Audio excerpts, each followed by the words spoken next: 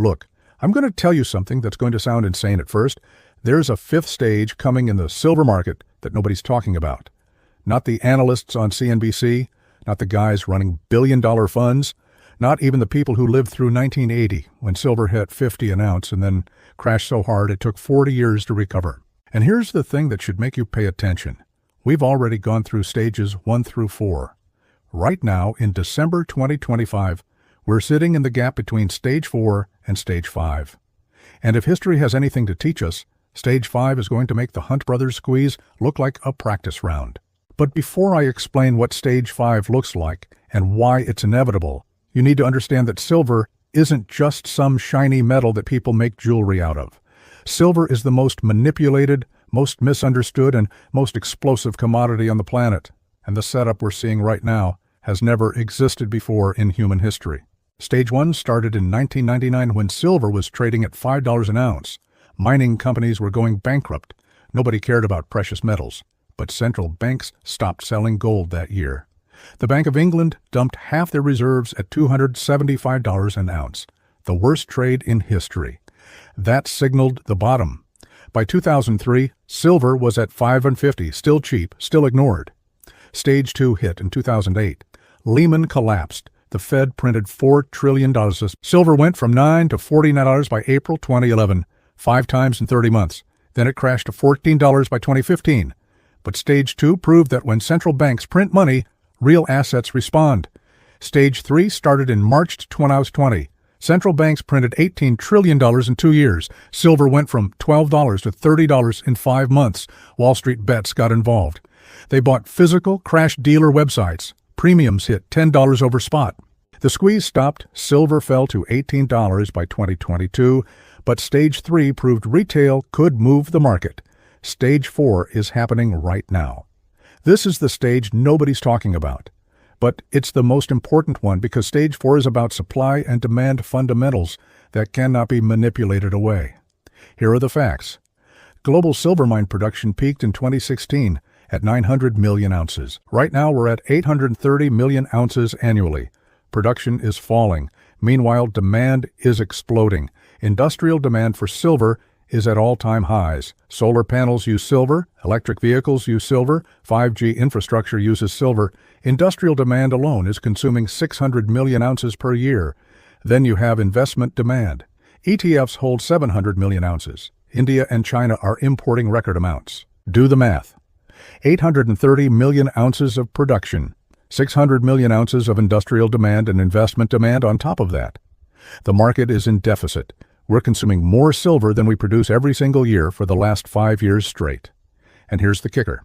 Above-ground stockpiles are depleting. The COMEX, where silver futures trade, has 250 million ounces in registered inventory available for delivery. That sounds like a lot until you realize industrial demand alone would consume that in 5 months. Stage 4 is the setup. It's the stage where the fundamentals become impossible to ignore, where the paper market that's controlled silver prices for decades starts to crack.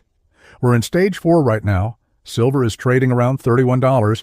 Everyone thinks silver is stuck. They're wrong. Because Stage 5 is coming. To understand what Stage 5 looks like, you need to understand what happened in 1980. Nelson Bunker Hunt and William Herbert Hunt were Texas oil billionaires. In the 1970s, they decided to buy silver. Their reasoning was simple. Inflation was out of control. The dollar had just been disconnected from gold in 1971. They believed paper currencies were going to collapse and precious metals were the only real money. By 1979, the Hunt brothers controlled 100 million ounces of physical silver. That was roughly half of all the silver available for delivery in the entire United States. Silver was $6 an ounce in January 1979. By January 1980, it peaked at $50. An 8 times move in 1 year. Everyone panicked. The exchanges changed the rules. They implemented Silver Rule 7, which restricted new long positions. They increased margin requirements. Volcker's Fed raised interest rates to 20%. The Hunts were forced to liquidate. Silver crashed from $50 to $10 in 8 weeks. The Hunts declared bankruptcy. And for the next 40 years, every time silver started to rise, people would say it's going to crash just like 1980. But here's what nobody tells you. The Hunt brothers squeeze was a targeted attack by two billionaires using leverage and futures contracts. When the rules changed, they couldn't hold on. Stage 5 is going to be completely different because Stage 5 isn't two billionaires. Stage 5 is millions of retail investors, hundreds of institutional funds, industrial users scrambling for supply, and a physical shortage that can't be papered over. In 1980, global silver inventories were massive. Government stockpiles held billions of ounces. When the price spiked, all of that inventory came to market. Today, those inventories don't exist. The U.S. strategic stockpile is empty, sold off in the 1990s and 2000s. India's imports over the last 20 years have exceeded exports. China went from a silver exporter to a massive importer. In 1980, there was minimal industrial demand. Today, industrial demand is structural. You cannot make a solar panel without silver. You cannot make an EV without silver. There is no substitute at scale. In 1980, there were no silver ETFs. Today, SLV alone holds 500 million ounces. That's 700 million ounces across all ETFs that's been removed from the market. In 1980, retail investors didn't exist as a coordinated force. Today, millions of retail investors are one Reddit post away from coordinated buying. You can't change the rules on everyone simultaneously. You can't force millions of retail investors to sell. You can't shut down industrial demand. Stage 5 is the moment when the paper market breaks completely, when the gap between the price of silver on COMEX and physical silver becomes so wide that the fiction can't be maintained anymore. Let me show you the data. In March 2020, SLV held 480 million ounces.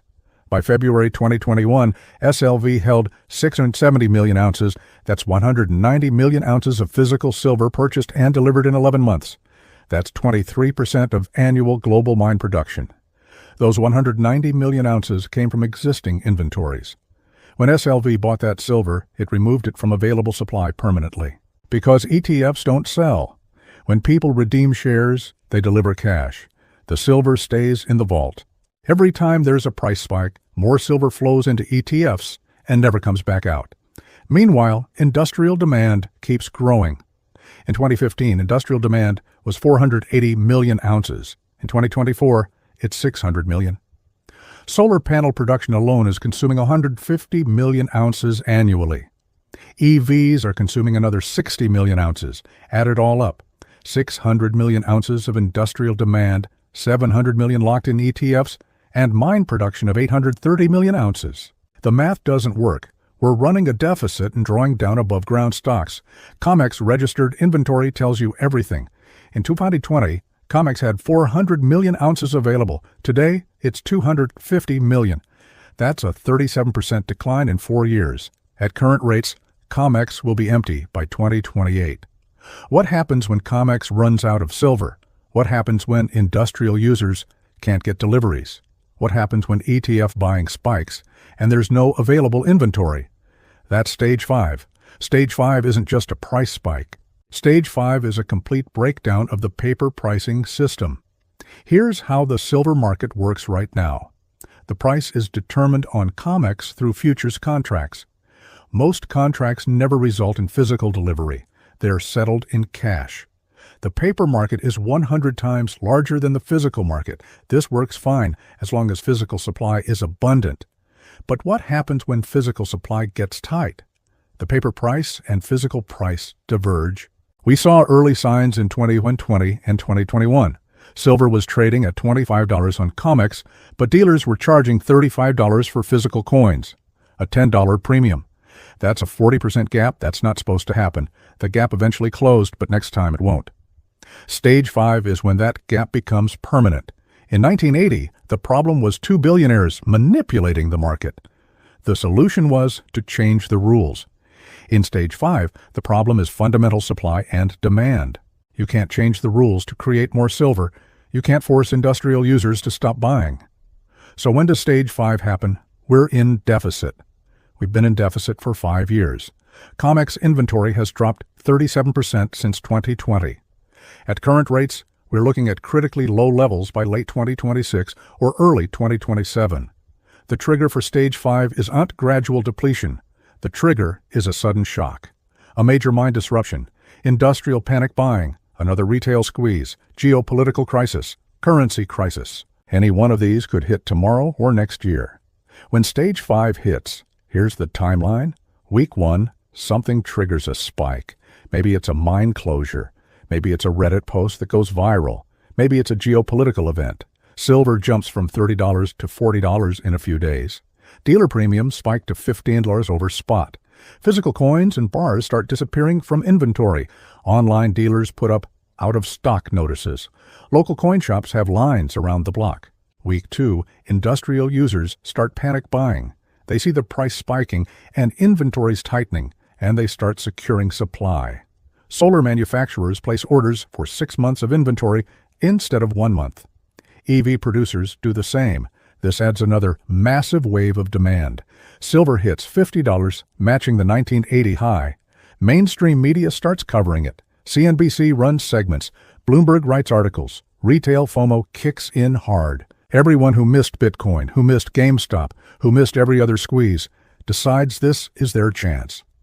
Week 3, ETFs start having serious problems. SLV can't source enough metal to meet inflows. They're calling refineries, calling London vaults, calling everyone, and nobody has available inventory. PSLV announces delays in delivering physical to new buyers. Other silver funds halt new purchases entirely. COMEX registered inventory drops below 100 million ounces. That's when the whispers start. Maybe COMEX won't be able to deliver on contracts. Maybe the whole system is about to break. Week 4, the paper market breaks completely. The spread between paper and physical silver hits $30 per ounce. You can buy a futures contract at $60, but if you want physical silver delivered to your door, you're paying $90 from dealers. COMEX implements emergency measures. Maybe they force cash settlement on contracts. Maybe they halt trading entirely. Either way, the fiction that paper silver equals physical silver is exposed for everyone to see. The trust is broken. And once trust breaks in a market, it doesn't come back. Month 2, total chaos. Governments start intervening, export restrictions get implemented. Some countries ban silver exports entirely to protect domestic supply, price controls get discussed, emergency measures get announced. None of it works because the shortage is global. You can't control prices on something that doesn't exist. Silver hits $100, then $150. People who bought at $30 have made 5 times their money in 8 weeks. People who waited are now paying $200 for coins if they can find them at all. Stories start circulating about solar panel production lines shutting down, about EV manufacturers unable to source materials, about electronics companies scrambling. Month 3, the absolute peak. Silver hits some absurd number, maybe $200, maybe $250, maybe $300. It doesn't matter what the exact number is. The point is, it overshoots massively because there's no inventory left to bring to market. Everyone who wanted to sell already sold at $80 or $100 or $150. Everyone still holding is holding because they think it's going higher. The weak hands are long gone. Only the true believers remain. And then reality sets in. Then comes the crash, just like 1980. Because every parabolic spike ends in a crash, always. The weak hands who bought at the absolute top panic sell. Some inventory finally comes back to market. People who were holding silver in jewelry or old coins or inherited collections decide $250 an ounce is too good to pass up. They sell. Prices drop 30%, then 40%. People who bought at $200 lose their shirts. The media declares the bubble has popped. They say silver is dead again. They say it was all speculation and manipulation, and it's over. But here's the critical difference between 1980 and Stage 5. The post-Stage 5 price doesn't go back to 30. It doesn't go back to 50. Because the fundamental shortage hasn't been resolved. Mine production didn't magically increase. New silver deposits don't appear overnight. Industrial demand didn't disappear. Solar panels still need silver. EVs still need silver. 5G infrastructure still needs silver. ETFs still hold 700 million ounces locked in vaults. So maybe silver crashes from 200 to 100. Maybe it settles at 80 or 90 or 120. But whatever the new equilibrium price is, it's dramatically higher than the old ceiling. The new floor is higher than the old peak. Because Stage 5 permanently resets price discovery in the silver market. That's why Stage 5 is different from 1980. The hunt shortage was artificial, created by two billionaires. When they were forced out, it disappeared. Stage 5 shortage is real, it's structural, and it's not going away. The post-Stage 5 world is where silver trades at triple-digit prices, because that's what it takes to balance supply and demand. The people who position before Stage 5 will make generational wealth. The people who wait will pay top dollar or miss it entirely. The people who think it can't happen because it'll be stopped like 1980 don't understand that you can't stop a fundamental supply crisis with rule changes. This isn't speculation. This is basic math. We're consuming more than we produce. Inventories are depleting. The gap is widening. Stage 5 is when the math catches up with the market. The only questions left are, when does it start? And will you be positioned before it does? Everything leads to one unavoidable conclusion. Stage 5 isn't a possibility. It's a certainty. The only variable is timing. And if history has taught us anything, it's that these things happen faster than anyone expects and hit harder than anyone prepares for.